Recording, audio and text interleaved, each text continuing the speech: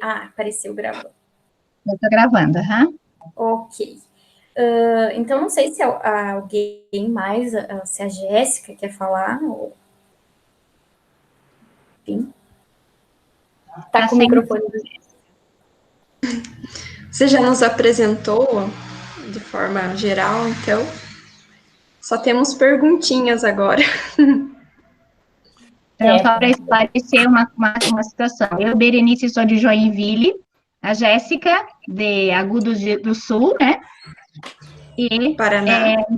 Isso. E a Renata, de Pelotas, do Rio Grande do Sul. Eu, Joinville, Santa Catarina. Conheço bem. Conheço muito todos esses lugares. Todos. Ai, que bom, que bom. Estarei em Santa Catarina em breve, quer dizer, no próximo ano. Sim. E depois, se quiseres, vou lá fazer. Depois poderemos falar sobre isso, se quiseres, não é? E já participou de algumas jornadas pedagógicas do Cinep aqui de Santa Catarina, né?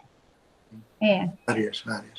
Mas já fiz muito trabalho em Santa Catarina, desde São João do Oeste até lá ao Fundão, Tubarão, enfim, andei por aí. E Joinville foi um lugar onde eu estive várias vezes. Agudos também, e Pelotas, Canguçu, toda aquela região também. Eu tenho Canguçu. Conheço muito bem. Até me ofereceram umas coisas lá em Canguçu, que ainda ontem estive a ver. Então, vamos lá então às perguntas. Eu fico espantado como é que escolhem um teórico, que é um problema, e vivo, não é? Porque há tantos teóricos já falecidos, não é? É verdade, a maioria dos da disciplina já não estão mais entre nós. Então é isso. Então, para vos dizer que eu sou um praxeológico.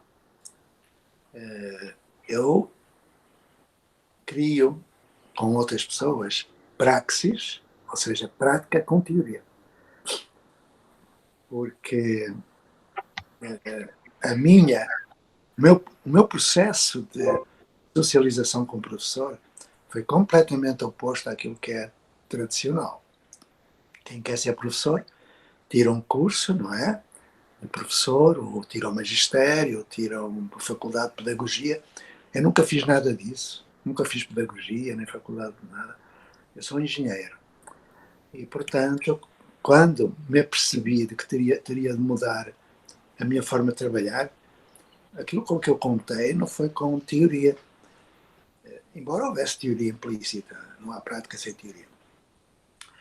Foi por intuição pedagógica e amor à infância. Respeito pelo direito à educação. Isto é, a prática veio antes da teoria, na dialética, não é? Veio antes da teoria. Costuma ser o contrário. A pessoa habilita-se, teoricamente, tira um diploma, vai trabalhar numa prática, não é? Comigo foi o contrário. E o que aconteceu foi que, nesse processo, eu acabei por identificar grandes autores, grandes teóricos, e perceber que eu já tinha feito aquilo que eles dizem que deveria ter sido feito. Estou a falar, por exemplo, da Escola Nova, não é?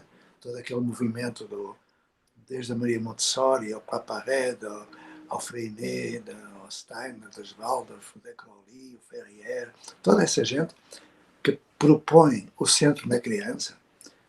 Quando eu fui estudá-los, eu já tinha feito isso. O centro era a criança, por intuição. Ou seja, a prática antes da teoria, ou ao mesmo tempo implícito na prática. Então, eu não serei propriamente um teórico, embora não haja prática sem teoria. Sou uma pessoa do chão de escola que teoriza, e agora posso dizer-vos que tenho teoria produzida agora, recentemente, se quiserem saber qual é, explicarei, umas 50 e tal páginas, mas nunca publico nada, nunca, sem testar.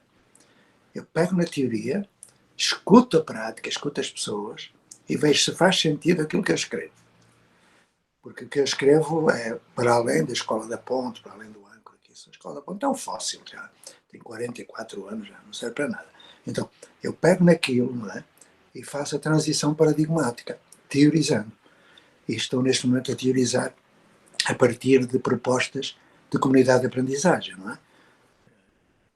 do Ramon, do Lauro, dessa gente toda, do Agostinho, que são autores que tradicionalmente não são trabalhados em mestrados e doutoramentos. Eu acompanho muitos e portanto, poderei falar disso. Vamos lá. Perguntas, porque eu não, já estou a falar demais sem ouvir perguntas. Então, na verdade, uma das nossas perguntas era justamente, né, quais foram os autores, filósofos, educadores que mais lhe influenciaram, né, durante toda essa sua trajetória na educação. A gente sabe que o senhor cita muito Freire, né, mas aí a nossa ideia era justamente perguntar, além dos teóricos brasileiros, se o movimento Escola Nova acabou influenciando a sua prática.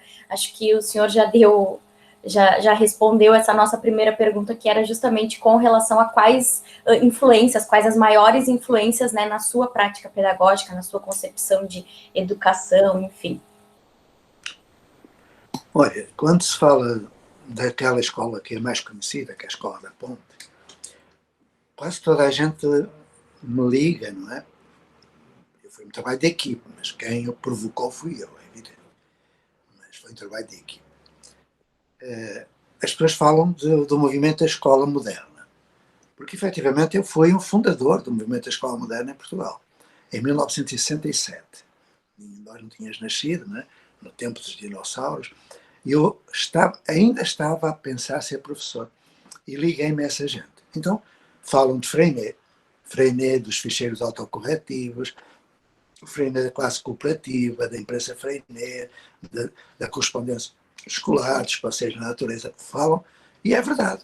Eu estive muito ligado ao movimento da Escola Moderna e os primeiros ficheiros autocorretivos que houve em Portugal foram feitos por mim, em máquina de escrever e em cartolina. Era uma coisa complicadíssima, umas figurinhas coladas e tal, enfim. Hoje estão à venda e aproveitaram tudo o que eu fiz para vender. Bom, adiante. Estão na internet. Mas a Escola da Ponte, ela é resultado de uma experiência prévia. E ninguém fala dos autores, como tu perguntaste, quais são os autores? Sem que eu soubesse, eu não sabia. Eu era da luta contra a ditadura, não é? No tempo de Salazar, nós tivemos uma ditadura de 48 anos. Eu, aos 13 anos, entrei para a luta contra a ditadura. E aos 17 já tinha, enfim, passado por muitas situações. E tinha muita ligação aos exilados. E quando eles vinham a Portugal, clandestinamente, traziam-me livros em francês. Eu leio perfeitamente em francês, publico em francês. Também publico em inglês, mas em francês é a minha segunda língua. E um dia eles trouxeram 3 livros. Um livro do Freinet, que foi o que me induziu, mas era um livro muito estranho, porque não me lembro do título em francês, nem em português, nem sei. O segundo era um livro do Camus, o L'Étranger, Mamãe é Morte e tal, aquela coisa. Eu li aquilo, devorei aquilo.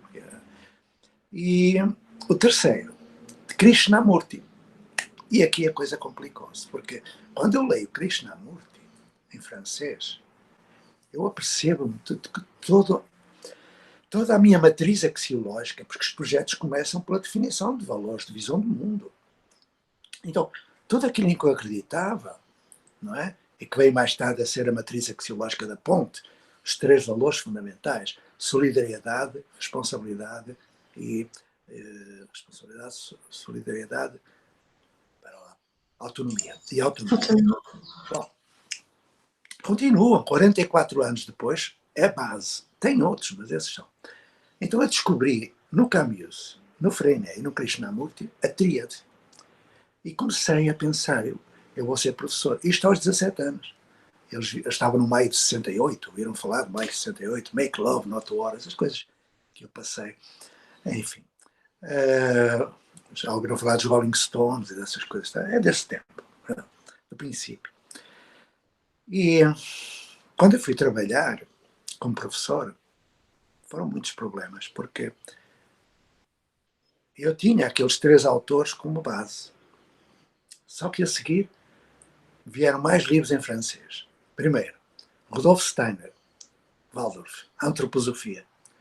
Depois veio Hermann Hesse, Siddhartha, ligado a Krishnamurti e a todo o movimento de Mahatma Gandhi.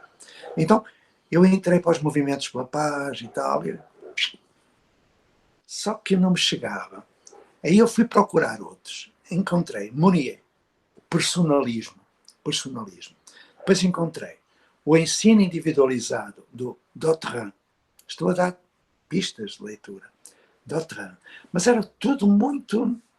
Não me servia, porque eles apelavam à personalização da educação, à individualização, mas havia muito mais do que isso. Por intuição, eu comecei a perceber que havia muito mais do que isso.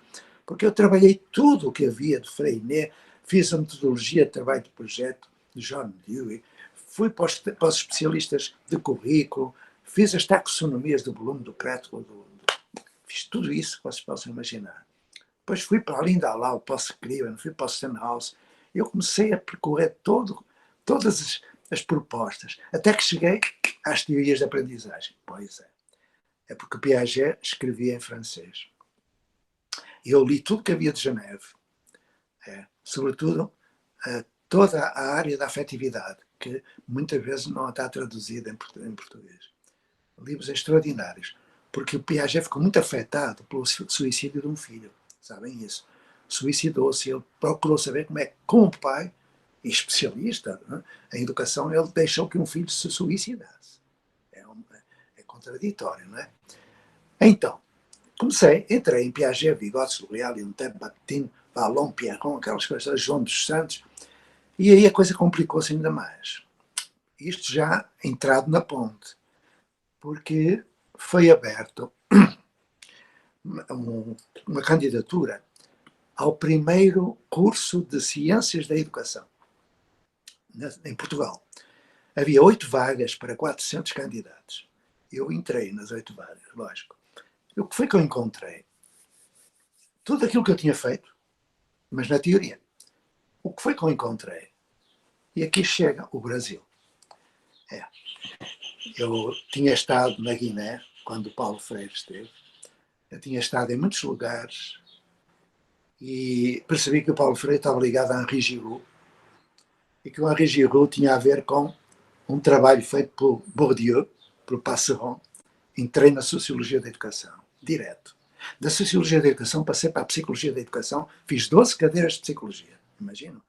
Psicologia da Cognição, Psicologia da Aprendizagem, Psicologia Social, tudo, fiz 12. Só não fiz o curso porque não quis fazer o estágio nem o trabalho final. Pronto. Depois fui para a etologia, porque era para se explicar um pouco também por essa via. Depois fui para a filosofia da educação. E aí veio o émulo fundamental, Agostinho da Silva. Agostinho da Silva. Eu estou a dar pistas, hein? Porque aquilo que eles escreveram eu não vou falar. Vós ides ler, vós sabeis ler. Eu estou a dar nomes, vós ides ler, se quiseres. Não é? Bom, ao passar, vamos lá, de Vygotsky para essa gente, eu passei por um senhor chamado Jerome Brunner, que escreveu os princípios gerais da aprendizagem. A aprendizagem tem que ser significativa, integradora, diversificada, ativa, socializadora. Aí eu entrei naquele domínio como um louco, porque aquilo me dizia muito. E aí onde é que eu vou ter? Vou ter a antropologia. E percebo que hoje não se pode viver de pedagogia, mas sim de antropogogia. O centro não é a criança. O Paulo Freire diz-nos que o centro é a relação, a intersubjetividade. Aprendemos uns com os outros, não uns para os outros, nem sozinhos. Então eu entrei aí e a coisa deu uma volta tão grande, porque deixou de ser o escravo que leva a criança para dentro da escola e passou a ser o antropos, a humanidade. E aí veio o resto. Veio toda a construção teórica aliada a um brasileiro chamado Lauro de Oliveira Lima. Lauro de Oliveira Lima, fixai bem este nome. Eu vou participar do centenário dele agora em fevereiro, quando chegar o dia que eu faria 100 anos. E eu conheci-o, fui para a casa dele, brasileiro, lógico. E os brasileiros não conheciam, não sei se vós já ouviste falar. Ele escreveu vários livros que são tratados de pedagogia, mas num livro que é a Escola para a Comunidade, ele é um antropogogo, não é um pedagogo. Ele centra-se na relação, na comunidade. Ele fala de ócio criativo, agente educativo local, ele fala de tudo. Tudo o que possam imaginar. Em 1967. Ouviram bem? O Ramon Flecha, que é muito seguido agora no Brasil, ele escreveu o seu livro sobre comunidades em 1996. 30 anos depois de Lauro de Oliveira Lima. E os brasileiros conhecem o Ramon Flecha e não conhecem o Lauro de Oliveira Lima, que foi muito mais longe que o Ramon. Eu conheço bem a obra do Ramon, eu estive muito tempo na Catalunha e sei que aquilo não é nada, não é comunidade, é uma coisinha assim, enfim, não vou falar disso. Então vamos lá.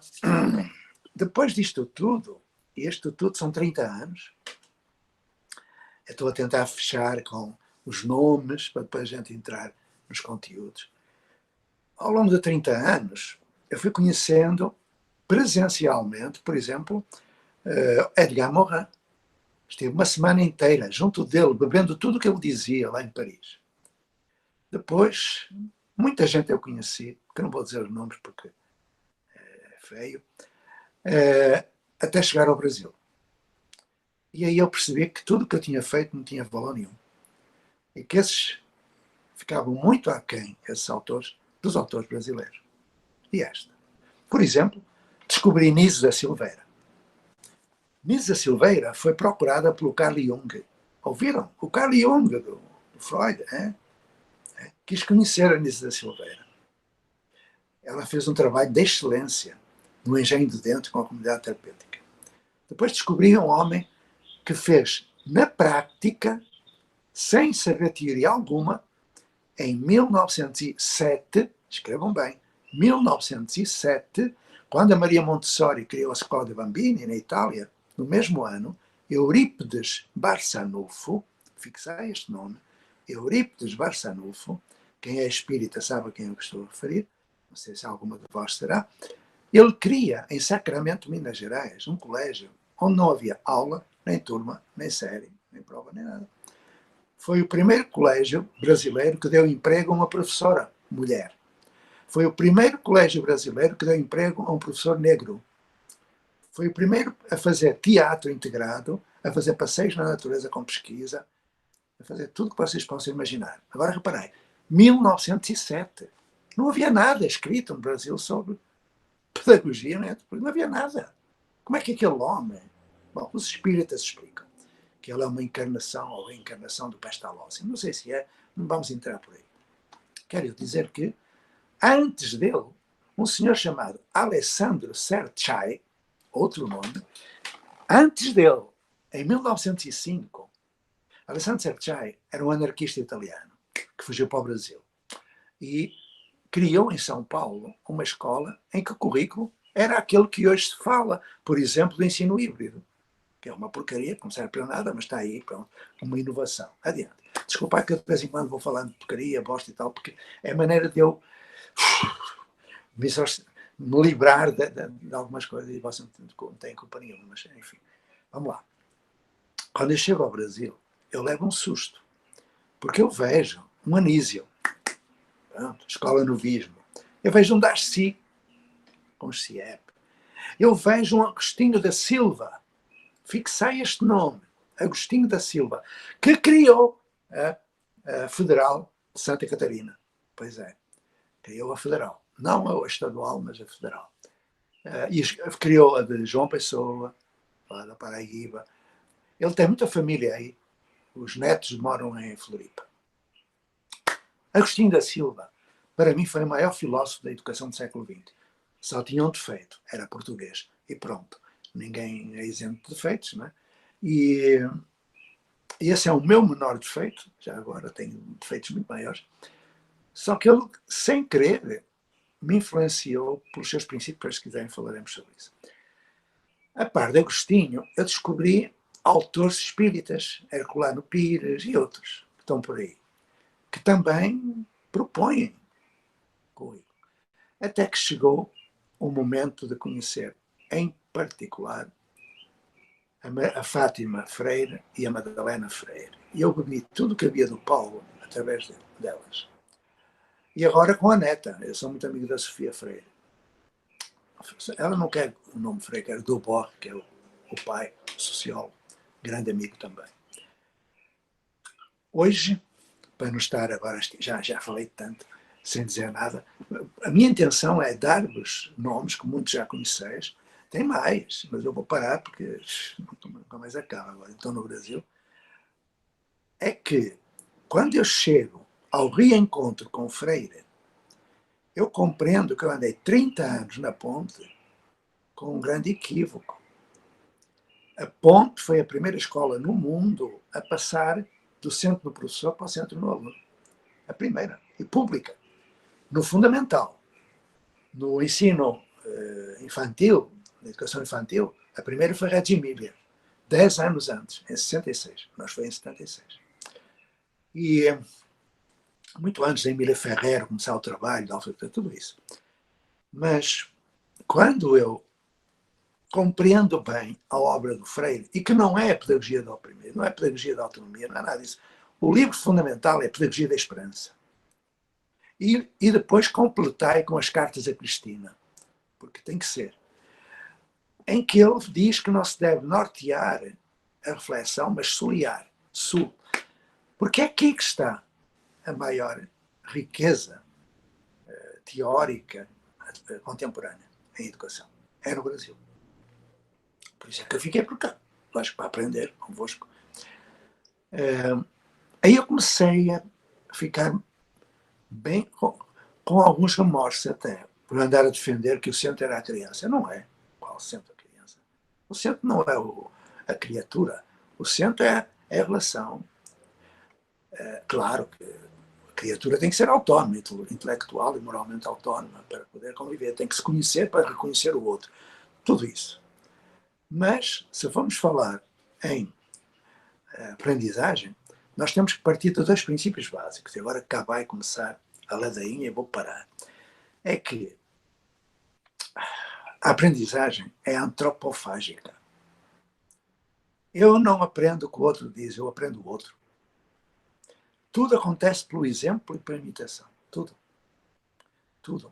A partir dos primeiros neurônios de espelho, que a criança forma por volta de 5 meses de gravidez da mãe, até a aprendizagem do ritmo da fala, por volta de 7 meses. Tudo isso, as neurociências agora conseguem. Eu estou a acompanhar um doutorado que é o estudo da aprendizagem dentro do útero materno. E esta. Estou a aprender muito. Então, vamos lá ver se eu paro. Eu começo a entender muita coisa que antes não tinha entendido. Ou penso ter entendido. E então, o professor não ensina o que diz, não é? Transmite aquilo que é. Eu teria de começar toda a teoria da aprendizagem pela axiologia. Nós somos valores. A proposta científica, pedagógica, são valores. Os projetos político-pedagógicos são valores. Claro que não fazem nada do que está no projeto escrito, fazem o contrário, mas são valores. O Plano Nacional de Educação tem valores. A Base Nacional tem valores. Só que a introdução da base não tem nada a ver com a base. A base é uma porcaria também que não serve para nada, mas pronto. Que Deus lhes perdoe. Depois, se quiserem saber sobre a base, também podemos conversar. Então eu fui debruçar-me sobre a aprendizagem, ou seja, sobre o currículo. E compreendi que não há um currículo, seja ele mosaico ou outro qualquer, não é. Currículo é construção de conhecimento, produção, não é consumo. E na aprendizagem temos que pensar isso. Não acontece aprendizagem em sala de aula. Ixi, agora é que vai começar a ficar complicado, não? Em sala de aula, nada de útil se aprende. Estamos a falar da aprendizagem. Nada de útil. Aprende-se que não se deve aprender. Que é a herança daquilo que o Lancaster trouxe para a América do Sul, para a Nova Granada, quando o Bolívar o convidou. A monitorização, que depois deu origem a tudo o resto, que é a tragédia que nós enfrentamos hoje. Enfim. Aquilo que eu percebi foi que se aprende em 3 dimensões. Na dimensão da subjetividade, na dimensão da comunidade e na dimensão universal, ou da consciência planetária. E que a aprendizagem acontece em círculos de vizinhança, de proximidade. seja ela presencial ou remota. Então estamos a entrar no quê? No paradigma da comunicação. Estamos a entrar no Simon Puppet, no Castells, no Siemens. Estamos a entrar nessa gente e a perceber como é que se aprende. Como é que se aprende? O que é aprendizagem? O que é aprender? Devem ser as perguntas que nós temos para fazer e agora vou-me calar. Já debitei aí vários autores, tem mais, nunca mais acaba. Mas agora esta parte final, vamos dizer e tal, tem muita gente. Perguntas? Na verdade, o senhor, como mesmo já colocou, mora no Brasil atualmente, né? E desde que ano o senhor reside aqui? Porque na internet a gente até encontra, mas não, nem sempre o mesmo ano, né? E também em quais projetos que o senhor está atuando assim atualmente, né? Olha, neste momento, amanhã eu sei a confirmação, mas estou a trabalhar mais ou menos com 150 projetos. Projetos de protótipo de comunidade de aprendizagem. E agora perguntam, mas como é que eu consigo acompanhar 150 projetos? Muito simples. É porque eu os acompanho através de coordenadores de região. Rede. Porquê? Reparai, círculo, comunidade, rede. A rede não tem centro e, portanto, eu não sou centro. Tudo que vem para mim eu passo para os coordenadores de rede. Por exemplo, Pelotas está numa das 4 sub-regiões do Rio Grande do Sul. Quem coordena? O Bruno. E eu trabalho com ele. Quando os projetos de Pelotas, de Canguçu, de Livramento e de outros lugares, que não vou agora dizê-los todos, apresentam dificuldade no desenvolvimento curricular, as crianças apresentam problemas de aprendizagem, né? E os professores problemas de ensinagem, é através do Bruno que eu sei. E aí eu tenho um círculo de estudos de currículo e trabalho com eles num congresso permanente em Unconference e depois vai, e pego naquela dificuldade que o Bruno me traz, trabalho com o Bruno e o Bruno trabalha com os projetos. Tão simples. Digamos que eu sou a retaguarda da retaguarda. Porque eu quero é ir plantar árvore e ver passarinho. Estou cansado disto. Aliás, se vós me pedisseis para estar convosco em junho do próximo ano, já não estaria. Não quero mais nada. Estes são os últimos. Eu estou há 54 anos nesta porra. Também poupai-me. E isto é todos os dias. Agora tudo na internet. Eu estou aqui no 7º encontro. Ainda tem mais 3 hoje. É Google Meets, é Telegram, é o WhatsApp, é o Zoom, é o Google, ai meu Deus, eu não paro. E depois são 150 e-mails por dia, em média, mais acompanhamento de mestrados, de doutorados. Eu não faço outra vida, eu levanto-me às 4 da manhã. Às 4h30 já estou na internet com a França, com Portugal, com Portugal, são mais 4 ou 5 horas. Lá já são 8, 9, 10 horas. A seguir, eu não estou a queixar, é delicioso, como agora estou aqui. Mas eu estou velho, eu estou com 70 anos, pô. Acho que já é tempo para ganhar juízo. Mas vós mereceis que eu esteja aqui, portanto, perguntai. E para nós é um privilégio esta conversa, Não. Muito grande. Então, se junho já não seria mais possível, nós estamos sendo privilegiadas com isso. Mas a partir de junho, se vós quiserdes aderir à rede de comunidades de aprendizagem, que é esse convite que eu estou a fazer. Aliás, se quiserem participar no encontro da manhã, vai haver um encontro geral, que inclui Portugal, Angola, Cabo Verde, França, Estados Unidos, Austrália. Eu estou em vários países. Vós podereis participar, basta que me mandem um e-mail, e eu passo-vos o endereço da plataforma em que vai decorrer amanhã às 6 da tarde, creio eu. Porque amanhã vão ser definidas todas as regiões e preparado um projeto para novembro. Depois, se quiserem saber o que é que vai acontecer em novembro, eu falo-vos. Não sei se vos interessa. Tem a ver com a aprendizagem, lógico. Então é isso. Agora, vós guardais esta gravação, porque daqui por 2 ou 3 ou 4 anos já cá não estarei certamente, porque estou muito cansado e devo ir embora. Eu sou o único sobrevivente. Enfim, vamos adiante. Perguntas? Depois nós gostaríamos de saber, durante toda essa sua trajetória desses 54 anos, quais foram as principais críticas que o senhor recebeu pela sua postura, enfim? Olha, uma crítica é esta. Eu tenho recebido muitas vezes esta crítica. Mais ou menos isto. Você quer me ensinar a ser ético? É uma pergunta que me fazem. Porque eu digo que a mudança que leva à inovação, ela surge da consciência que o professor tem de que, trabalhando com aula, turma, tal, não garante o direito à educação a todos. Não garante. Então, não vem o IDEB, a miséria do IDEB. Então, se o professor, dando aula, não ensina a todos, eu pergunto, ele tem direito de continuar a dar aula? Se continuar a dar aula é antiético. Lógico. Então criticam, que eles dizem que os professores são antiéticos. Eu não digo que os professores são antiéticos. Eu digo que os auleiros, que são aqueles que tiram um diploma de pedagogia e dão aula, esses são antiéticos, pois são.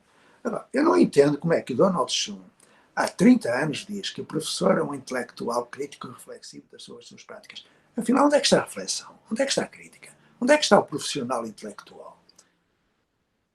Então essa é uma das críticas. Outra crítica, não é crítica, foram ameaças. Quando eu deixei de dar aula, de ter turno, de ter povos, essa tralha toda do século XIX que a gente tem que despachar, não é? Está difícil, mas pronto. Aí foram as ameaças, as críticas.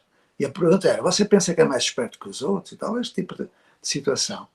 Mas a maior crítica veio sob a forma de um perigo muito grande. Porque o maior aliado de um professor é o outro professor. O maior inimigo do professor que muda é o outro professor. E eu quase fui assassinado.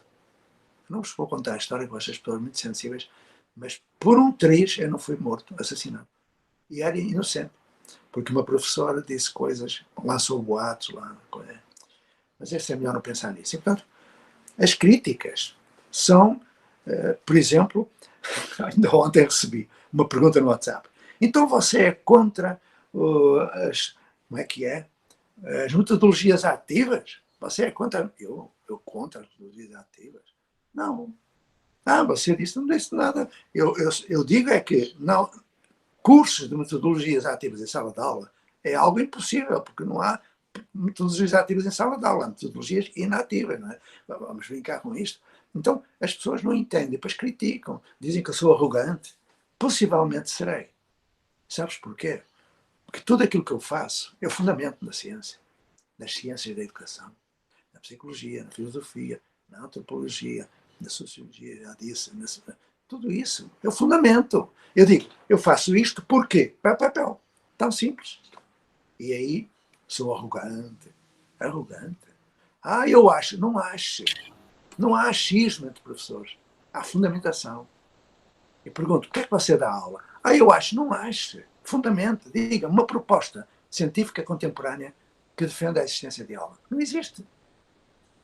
Então, essas críticas são comuns. Ou então uma crítica que eu vejo quando eu faço entrevistas para jornais e órgãos da internet. E já sei que os comentários são deste tipo. Lá vem mais um teórico. É logo. É só teoria. As pessoas não sabem que eu parti da praxis, ou seja, da prática, para a teoria. Dizem que eu sou teórico, é impossível, é teórico. São críticas deste género, quando não são outras que eu nem vou falar. Enfim, xingamento, não é? E outras piores ainda, não é? Mas olha, eu passo bem com as críticas, porque quando uma pessoa quando eu pergunto alguma coisa e a pessoa discorda de mim, eu fico feliz, porque a pessoa deve saber coisas que eu não sei. Então eu vou conversar com ela. Eu vou, se a pessoa diz, eu não concordo consigo, ótimo, dou-lhe um abraço, vamos lá conversar. Dou-lhe um abraço agora, digital, não é? À moto. Falo com ela logo, diz-me lá, porquê é que não concorda comigo? Por favor. Porque todos os dias, de manhãzinha, eu faço uma oração, que é um provérbio que eu faço. Não é uma oração, é um provérbio oriental, se quiserem eu falo do provérbio. E eu faço um exercício de pôr em causa todas as minhas crenças e duvidar de todas as minhas verdades. Tão simples. E fico assim até ao fim do dia. Cada pergunta que me fazem, eu digo, Zé, será? Tu vais falar isto? Mas às tantas não é. E aí eu aprendo. Porque quando eu acabar esta conversa e passar para outra, eu vou fazer o reset, não é? E vou para saber o que é que elas perguntaram, porque é que elas perguntaram, porquê é que elas perguntaram. Quando eu vou para o centro de escola e pergunto à criança, o que é que tu queres fazer? E a criança responde, tio, eu posso dizer o que eu quero fazer? Eu dá-me vontade de perguntar, quem é a tua professora? E dá-lhe 2 murros, porque essa criança já deixou de perguntar, destruíram-lhe a curiosidade. Então, quando eu faço isso, e a pessoa diz, não concorda, vamos lá, eu adoro quem não concorda. Eu vou aprender com as pessoas. Então é isso. Já estou a tergiversar. Perguntas. Não me deixes falar muito, porque é muito chato estar a ouvir. Eu gosto mais das perguntas. Perguntar é bom. Eu faço muitas perguntas. Quando eu chego... não sei se já foram as minhas palestras, que são conversas. Eu subo para o palco, não é? E você não imagina o que aquilo é. É uma festa. Quando eu chego aos bastidores e começo a entrar para o palco, entregam o microfone. Ok. E aí perguntam, o seu PowerPoint, a sua apresentação para pôr aqui? Eu não tenho. Como não tem? Toda a gente tem, não tem. O senhor é palestrante, sou. O que é que vai dizer? Eu sei lá. Ninguém me perguntou nada, como é que eu sei o que vou dizer? Eu entro no palco e pergunto, o que é que querem saber? 1000 pessoas ficam a olhar para mim e ninguém pergunta nada. Porque deixaram de perguntar há muito tempo. Aí eu faço perguntas. Começo logo, esta é mortal. Esta é mortal. Colegas, lá na vossa escola, o banheiro do aluno é também o banheiro do professor? O banheiro do professor é o mesmo banheiro do aluno? Fica tudo calado. E eu digo, é que eu encontrei uma escola, e começo naquela ladinha, em que o banheiro do aluno era separado do banheiro do professor. Vocês imaginam uma escola deste tipo? E tudo caladinho, não é? Ou seja, eu começo a dar cabo da cabeça àquela gente, a incomodar os acomodados, não é? E depois eu digo, olha, o banheiro das crianças, eu já vi, não tem tampa no vaso, não tem papel higiênico, nem espelho, não tem nada. Está lá um inspetor a descrever. Quando eu passar para o viver, eu começo a continuar nesta rábula. Quando eu entro no banheiro dos professores, já tem tampa no vaso, até tem um espelho para a pessoa, enfim, se arranjar e tal. Quando eu vou para o banheiro da diretora ou do reitor, aí então tem espelho, tem ambientador, tem ar-condicionado, até eu penso que o vaso sanitário que é de ouro, mas eu não sei se é. Ou seja, é uma coisa impressionante, até defecar e urinar, esta escola acha que é normal. Então as perguntas começam logo. E quando começam as perguntas, eu pergunto, olha, vocês dão aula? Fica tudo calado. Então pronto, fico feliz, parece que ninguém dá aula. Mas se alguém diz, ok, então porquê é que dá? É para toda a gente, ninguém fala. Ou seja, quando eu falo de aprendizagem, eu falo de aprendizagem, não falo de ensinagem. Quando eu falo de aprendizagem, falo de modos de aprender, porque as perguntas básicas de quem trabalha na aprendizagem são estas. Quem aprende? Quem? O objeto da aula ou o sujeito da aprendizagem? Quem aprende? Por que aprende? São 7 perguntinhas. Por que é que aprende? Por que é que uma criança aprende a andar? Porquê? Quando aprende? Em 50 minutos de aula? Por que é que são 50? Percebem? Quando? Onde? Dentro de uma sala de aula? Não. Diferentes espaços. Com quem e com quem? Com o professor, o mediador, com o pai, com a mãe, com um agente educativo local, com o quê? Com a internet, com os livros, na biblioteca, com as pessoas, com a floresta, com a observação, com tudo o resto. E depois as perguntas finais. Como se aprende? Aqui é que está. Como se aprende? E afinal, a pergunta final, como é que nós sabemos que aprendemos? Avaliação. É coisa que não existe no Brasil. Ou melhor, há pouquinho eu queria que perguntaste coisas que eu tinha, projetos em que eu participei. Porque quando falei dos 150 e tal, é discussão agora. Mas eu ajudei a fazer o primeiro projeto brasileiro que atingiu o IDEB 10. Ouviram? Eu vou repetir. IDEB 10. E que levou alunos para a NASA, para Washington, aos 13 anos. Ouviram? Brasileiro, dentro de uma favela. Ouviram falar do projeto Âncora? Pronto. Eu fui apresentar o projeto Âncora nos Estados Unidos, em toda a Europa, na Índia, no maior encontro, 15 dias com a Finlândia, aquela porcaria da Finlândia, com a Coreia, a porcaria da Coreia, com essas porcarias todas são para aí, nos Estados Unidos, com a Austrália e tal. O melhor projeto que apareceu durante 15 dias foi o projeto Âncora.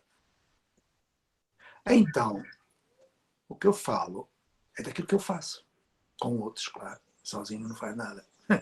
Um projeto humano é coletivo. Por isso é que, logo do princípio, está errado o modo como aprendemos. Porque a professora está sozinha em sala de aula. É tia. Sabem qual é o significado de tia? Porque é que o Paulo Freire escreveu um livro. Professor assim, tia não. É que tia, eu andei à procura, eu sou um gatinho de biblioteca. Só encontrei na etologia. Tia é a macaca que não pode ter filhos. Porque tem de cuidar dos filhos dos macacos que morrem. É a monja solitária da sua cela de aula. Cela. Percebem? Estes pormenores. Como é que se aprende? Com a tia? Não. O que é que acontece? Uma criancinha chega à escola, é metida numa turma, tem uma professorinha, um professorinho, com uma turma de 20 ou 20 e tal. Okay. E a professora começa a ensiná-los a ler. Todos ao mesmo tempo. Ignorando que cada um tem o seu ritmo. Que existe uma coisa chamada cronobiologia. Todos ao mesmo tempo, que é o ritmo da aula.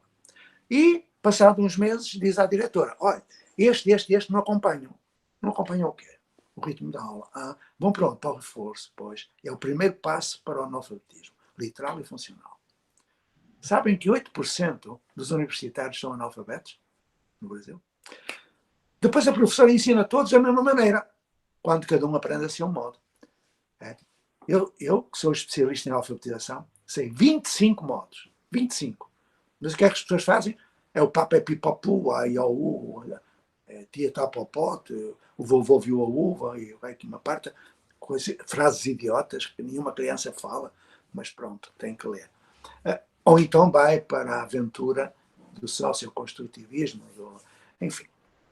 Depois, ensina a todos, sem pensar que há uma coisa chamada estilos de inteligência. Kinestésico, lógico-matemático, musical. Cada um tem vários tipos de estilos. Depois, sem perceber que há 2 hemisférios do Broca e que a lateralidade tem muito a ver com a aprendizagem. E depois, que a criança, quando chega à escola, já sabe ler. Sabiam isso? Qualquer criança que chega à escola já sabe ler. Olha, leem em português, Coca-Cola. Qualquer criança identifica Coca-Cola. Leem em inglês, Big Brother. Big Brother. Até em japonês, Toyota. Eles leem várias línguas. Ao fim de um mês, são considerados analfabetos. Então, como é que se aprende? Como é que se aprende a ler, por exemplo? Como é que se aprende a comer? Que a escola nem ensina a comer. A obesidade mórbida aí. A escola nem a lavar as mãos ensina. Olhei para poder poupar-se muitas vidas com a pandemia se tivesse a escola ensinado a lavar as mãos. Ou se no ensino médio aprendessem, porque há 2 rubricas no currículo do ensino médio que falam de pandemia, epidemia e pandemia, e modo de enfrentar. Aprender vem do latim. Aprendere. É ou não é? Nós sabemos isso. Libertar. Liberar. E temos que considerar que há 2 grandes tendências. O educare e o educere. Também sabem isso, não é? E que as 2 se completam, como o presencial e o virtual, remoto. Se completam. Então, como as pessoas não sabem como se aprende, aí surgem coisas como aula invertida. Desculpa aí a expressão que eu vou utilizar, porque é esta, no mínimo, e é um eufemismo, porque eu estou a pensar num termo bem mais radical. Aula invertida é uma bosta. Pronto, ficamos por aqui. Bosta é simpática, a bosta não faz mal a ninguém. Pronto. Então, aula invertida, dizem que é inovação, que se aprende na aula invertida. O Sr. Stan Freinet, em 1921, fazia aula invertida. Porque ele não podia dar aula. Ele tinha sido ferido nos pulmões na Primeira Guerra Mundial. Cansava-se a falar. Então os alunos iam aos ficheiros, faziam as fichas de informação, faziam as fichas de aplicação, e se tinham dúvida, vinham tirar dúvidas com o Freinet. Tão simples. E se quiserem, não querem, com certeza. Eu falaria de muitos desses projetinhos que estão aí, que não são nada, mas que hoje são a coqueluche, a moda. Agora vai ser tudo híbrido. Vai ser tudo híbrido. Ai, meu Deus. Quando veio essa coisa do ensino híbrido, eu tinha ido aos Estados Unidos. É um ensino híbrido, é a gamificação, é o game. Agora a escola não é escola, é um cassino. É tudo jogo, tudo a gente joga, é um cassino, é uma festa. E não sabe porquê, não é? Mas é o game, é o game. O game é fundamental, é precioso, mas não é na escola do institucionalismo. É numa escola onde haja o paradigma da aprendizagem e da comunicação. E não na sala de aula. Vou calar-me, porque vocês não me mandam calar. Perguntas. Como nós falamos para o senhor, o nosso artigo vai ser sobre a inclusão, né? Então, nós temos algumas perguntas nesse viés da inclusão escolar, mas aí eu acho que as meninas, é responsabilidade das meninas, vou passar a palavra para elas. Vamos lá para a inclusão. Então, eu vou fazer algumas perguntinhas, então, uma delas, tá? O projeto da Escola da Ponte consegue se manter com os recursos governamentais ou precisa de outros incentivos?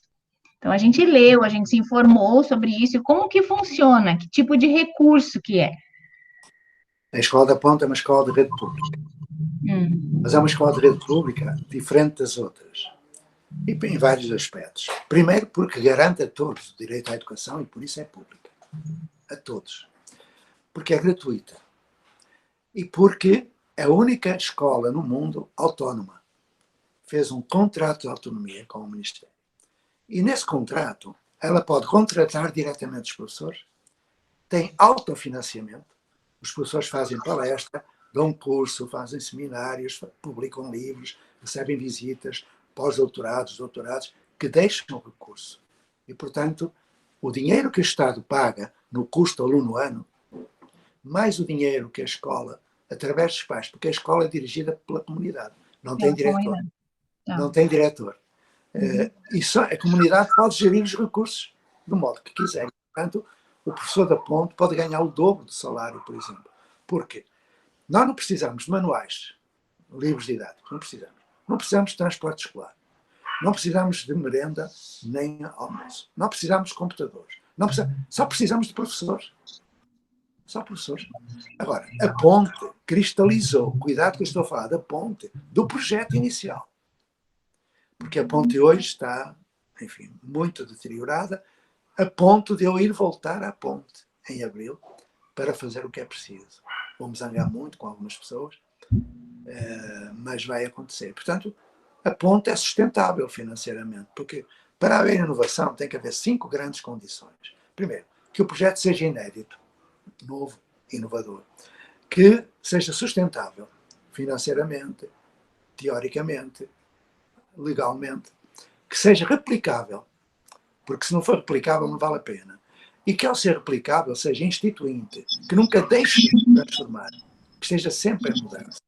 E finalmente que seja útil, que garanta a todos o direito à educação, porque senão não é inovação, se não for. Então a Ponte é isso, é uma escola autónoma, dado que na matriz axiológica a autonomia é o primeiro grande valor. Eu lembro-me quando em 76, eu, a Maria José e a Maria Luísa, éramos só 3 numa escola, depois é que foi toda a escola ao fim de 8 anos, mas no princípio éramos 3. E nós olhamos para os nossos valores e vimos como é que a gente pode desenvolver autonomia. Porque nos projetos político-pedagógicos brasileiros, está lá, fazer o aluno autónomo e tal, aquelas coisas. Dão aula, desenvolvem exatamente o contrário, pronto, que é a heteronomia. Mas nós perguntamos, como é que numa aula a gente pode desenvolver autonomia? Não pode. Então, se não pode, como é que vamos desenvolver autonomia? E aí surgiu tudo aquilo que há pouco falei e que nós não sabíamos que era teoria. Nós não sabíamos que era teoria. Eu escrevo umas cartinhas, não sei se vós ledes, umas cartinhas, diariamente escrevo umas cartinhas. E esta que eu escrevi hoje, já não sei se foi hoje ou se foi ontem, fala exatamente de um trabalho artesanal, corriqueiro que nós fazíamos.